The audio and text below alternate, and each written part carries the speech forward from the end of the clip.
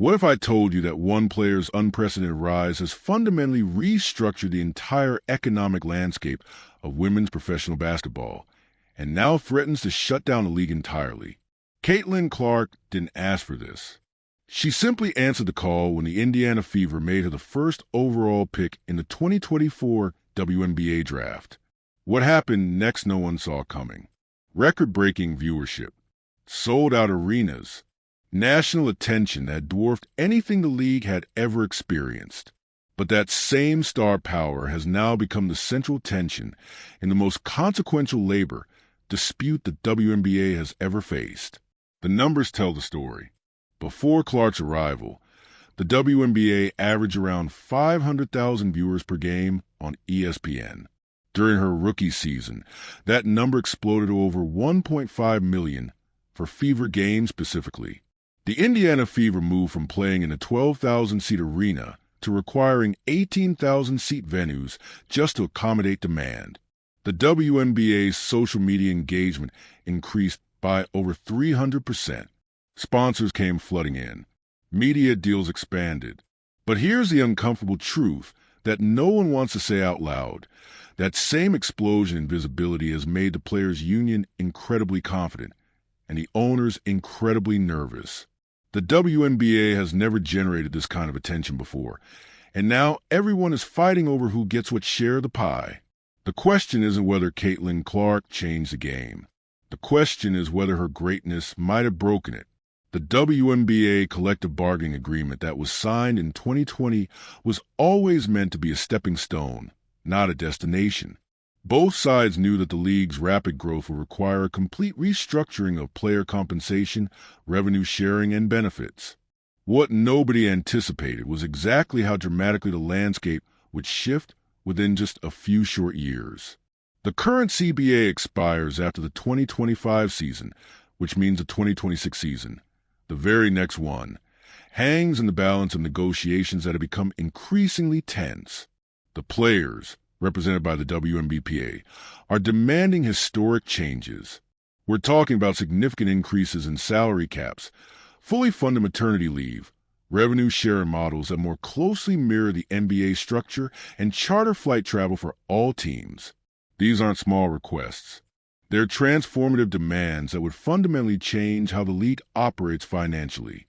The owners, however, are pushing back hard. Their argument is straightforward. The league is still not profitable overall. Yes, viewership has surged. Yes, sponsorship dollars have increased. But those gains haven't been distributed evenly across all markets. Small market teams in cities like Dallas, Connecticut, and Los Angeles are struggling to maintain financial viability, even as the league's flagship players and teams generate extraordinary revenue. WNBA Commissioner Cynthia Cooper has publicly acknowledged the tension, stating that the league is working hard to find common ground, while also being realistic about our economic realities. That's diplomatic language for what is essentially a massive standoff. Now, here's where Caitlin Clark enters the picture in ways that go beyond just her on-court performance. The Indiana Fever's valuation has reportedly more than doubled since she was drafted. Their merchandise sales have shattered every franchise record. When the Fever announced their 2025 schedule, nationally televised games featuring Clark's team doubled from the previous year. The league's flagship platform, Amazon streaming deal, has specifically highlighted Fever games as anchor programming. This is the leverage the players are using. The WNBPA's argument essentially boils down to this. If the league can generate this kind of attention and revenue when everything goes right, then the players deserve a dramatically larger share of that pie. They're pointing to the Caitlin Clark effect as proof that women's basketball has arrived as a major entertainment product. The owner's counterargument is equally direct. This attention is fragile. It could evaporate as quickly as it arrived. Look at what happened when Clark missed time due to injury during her rookie season. Viewership for WNBA games not featuring the Fever dropped significantly. What happens when she leaves the league? What happens when the next star doesn't generate the same interest? The economic model needs to be sustainable, not dependent on individual players carrying the entire league. This fundamental tension between short-term explosive growth and long-term sustainability is at the heart of why these negotiations have become so contentious. Both sides have legitimate concerns. Both sides have genuine stakes. And nobody seems willing to budge. Let's talk about what the players are actually asking for, because the demands are substantial. The WNBA has proposed a 150% increase in salary caps over the course of the next agreement. They've called for fully funded family planning benefits, including IVF coverage and paid maternity leave that extends beyond the current standards. They've demanded charter flights for all team travel, which would represent a dramatic increase in operational costs for every franchise. Perhaps most significantly, they've pushed for a revised revenue-sharing model that would give players a meaningful percentage of league-wide revenue rather than just team-by-team compensation. In the NBA, players receive roughly 50% of basketball-related income. The WNBA players are arguing they deserve a similar structure given the league's trajectory. The owners have countered with a more modest proposal that would increase salaries, but not to the levels the players are demanding. They've pointed out that many WNBA franchises are still operating at a loss, even with the recent surge in interest. The Phoenix Mercury, for example, have struggled financially despite having superstar players. The Washington Mystics have undergone significant ownership changes that were driven partly by financial concerns. What makes this negotiation particularly complex is that there's no clear precedent. The WNBA has never been in this position before. They've never had this much attention, this much money flowing in, or this much public scrutiny of their labor practices. Everyone is navigating uncharted territory, and that uncertainty breeds conflict. The comparison to the NBA's 2011 lockout is instructive, but also potentially misleading. When the NBA locked out players, the league had decades of proven profitability and established stars who could command massive salaries in international leagues. The players had leverage. The owners had leverage. Both sides eventually compromised because both sides had something substantial to lose. The WNBA situation is different. Many WNBA players could not command similar salaries overseas, which reduces their leverage in a work stoppage scenario.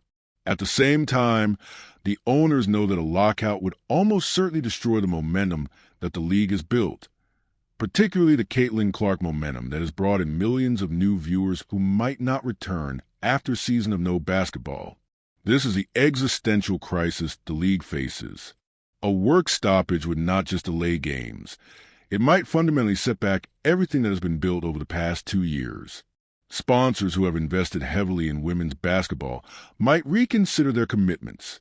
Media partners might become hesitant about future deals. Most critically, the new fans who discover the WNBA through Caitlin Clark and other rising stars might simply move on to other entertainment options. The players understand this vulnerability, which is why they're pushing so hard now. Their argument is essentially, strike while the iron is hot, because the iron might not stay hot forever.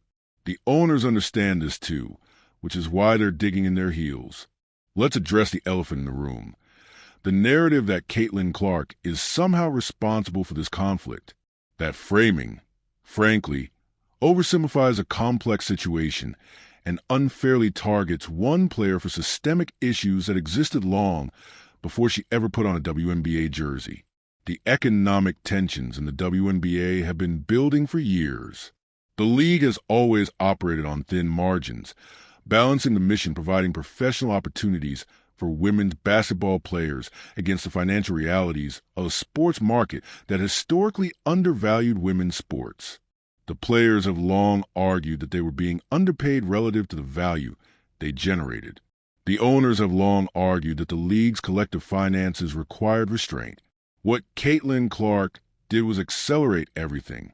She made the gap between player value and player compensation impossible to ignore. She brought in fans who had never watched women's basketball before, and those fans naturally started asking questions like, why are these players paid so little compared to NBA players? Those questions put pressure on both the league and the union to address long-standing inequities. Was that Caitlin Clark's fault? only in the sense that being exceptionally good at basketball and incredibly popular made her the face of a movement she didn't start. She didn't create the CBA disparities. She didn't set the salary structures. She simply excelled at her craft in a way that forced the entire industry to confront its contradictions. The broader context here matters enormously. The WNBA is not just a sports league. It's a social experiment in whether women's professional sports can achieve sustainable commercial success. For nearly 3 decades, the league has operated with that question hanging over it. Some years, survival seemed uncertain. Other years, growth seemed inevitable. The tension between those two possibilities has defined every negotiation, every decision, every strategic choice. Caitlin Clark's emergence has shifted the calculus in ways that benefit both sides and also complicate both sides' positions. The players can legitimately claim that their market value has been proven by the viewing numbers her presence generates. The owners can legitimately argue that those same numbers come with an asterisk. They're driven by one player, not by the league as a whole. The question now is whether these negotiations will result in a deal that satisfies everyone, a partial agreement that leaves some grievances unresolved, or a work stoppage that tests everyone's commitment to the league's long-term vision. Each outcome carries risks. Each outcome also carries opportunities. What we know for certain is that the WNBA is at a crossroads. The decisions made in these negotiations will shape the league for the next decade or more. They'll determine whether the Caitlin Clark era becomes a foundation for sustained growth or a fleeting moment of potential unrealized. Looking at how other sports leagues have navigated similar transitions provides some useful perspective. The WNBA situation has parallels to the early days of the NHL salary cap era, when explosive revenue growth created tension between established stars and franchise sustainability. It also echoes the NWSL's own labor negotiations, though that league operates under different economic conditions and with different ownership structures. What seems clear is that the WNBA cannot simply return to the status quo. The players' expectations have been fundamentally altered by recent events. The owners' financial exposure has also increased, which means their risk tolerance has decreased. Finding a middle ground will require creativity and compromise from both sides. The most likely outcome, based on historical patterns and a statement from both parties, is some form of gradual escalation followed by a last-minute agreement. Work stoppages in professional sports are relatively rare when both sides have strong incentives to reach a deal. The question is whether the gap between their positions is bridgeable without significant pain. One thing to watch: how the league's new media rights deal factors into negotiations. The WNBA's recently expanded partnership with major networks and streaming platforms adds revenue that both sides want to claim credit for. That deal, however, was negotiated under the current CBA structure. A new agreement might require renegotiating those media terms, which adds another layer of complexity. So what happens next? The negotiating calendar is approaching critical deadlines.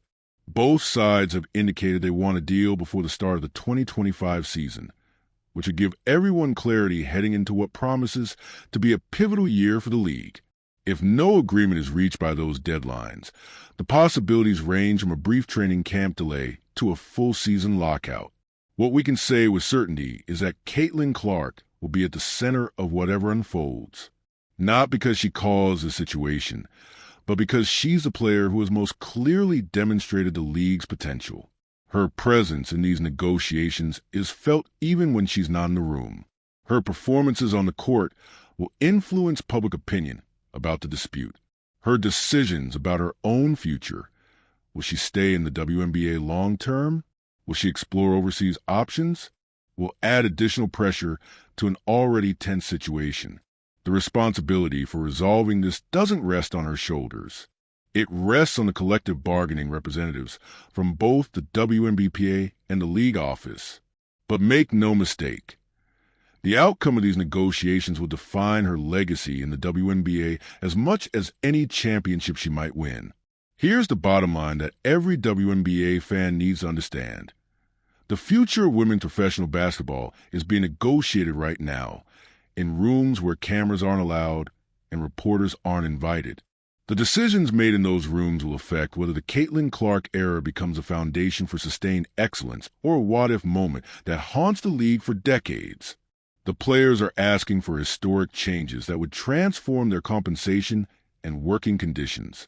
The owners are asking for financial prudence in a league that has never had this much attention or this much pressure to perform. Both sides have legitimate concerns. Both sides have genuine leverage. The question is whether they can find common ground. What we know for certain is that the WNBA is no longer the niche league it once was. It's a growing enterprise with real economic value and real stars who draw real audiences. Caitlin Clark didn't create that reality. She accelerated it. The labor dispute that unfolding is, in many ways, a sign of success. The WNBA has reached a point where its economic stakes are high enough to fight over. Whether that fight ends in collaboration or conflict remains to be seen. But one thing is clear. The world is watching. And for the first time in league history, that might actually mean something.